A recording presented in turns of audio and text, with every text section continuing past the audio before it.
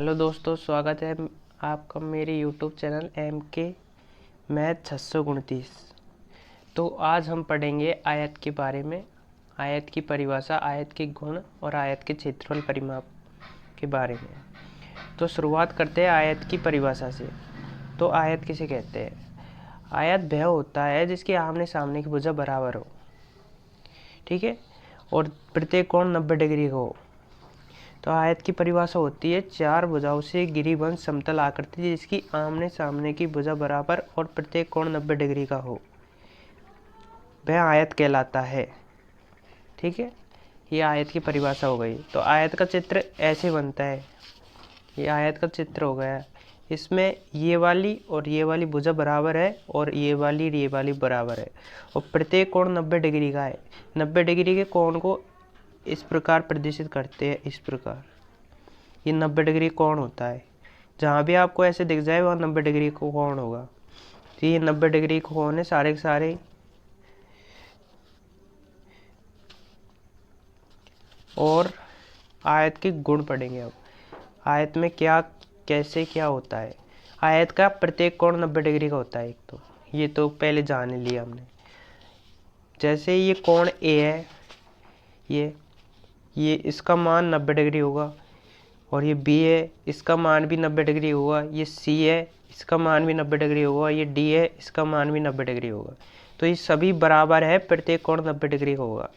ठीक है, अब आगे चारों कोणों का योग 360 डिग्री होता है। ये 360 है, कितने?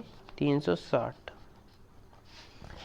चारों कोणों का योग 360 डिग्री होता है, मतलब इसका इसका इसका सॉरी इसका इसका इसका और इसका चारों कोणों का योग 360 डिग्री होगा। ठीक है, और आयत में चार कोण होते हैं, जैसा कि हमने पढ़ा, दिख रहा है चित्र में कि जिसमें चार कोण है, एक तो ए बी, एक सी, एक डी। ठीक है, और आयत में चार सीट्स, चार भुजाएं होती है। आयत में चार सीट्स, एक तो ए है, एक बी है, एक सी है, एक डी है। चार सीट्स हो गई। और भुजाएं कितनी है? चार। तो चार भुजाएं, एक तो ए बी, एक बी सी, एक सी डी और एक ए डी, ये वाली भुजाएं। ठीक है, और आयत में आमने सामने की भुजा बराबर होती है। ये आयत है, इसमें आमने सामने की भुजा बराबर है, क्योंकि परिभाषा में दिया गया है आयत पे आमने सामने की भुजा बराबर होती है। तो इसमें आमने सामने की भुजा कौन कौन सी है? एक तो ए बी और एक सी डी। तो ये बराबर होगी, ए बी बराबर सी डी, और एक ए डी और एक बी सी। तो इसमें ए डी बराबर बी सी होगी, जैसे कि यहाँ लिख रखा है, ए बी बराबर डी सी और ए डी बराबर बी सी। ठीक है, अब आयत का क्षेत्रफल क्या होता है? आयत का क्षेत्रफल होता है लंबाई गुणा चौड़ाई, और आयत का परिमाप कौन सा होता है? 2 गुणा लंबाई प्लस चौड़ाई। ठीक है, तो अगली वीडियो में हम आयत के क्षेत्रफल और परिमाप के बहुत सारे सवालों पर चर्चा करेंगे।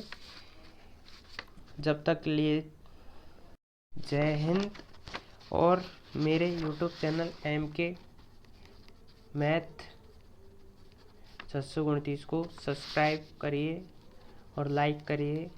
आपको ऐसी ही अच्छी वीडियो मिलती रहेगी, सभी टॉपिकों पर चर्चा करेंगे। जय हिंद।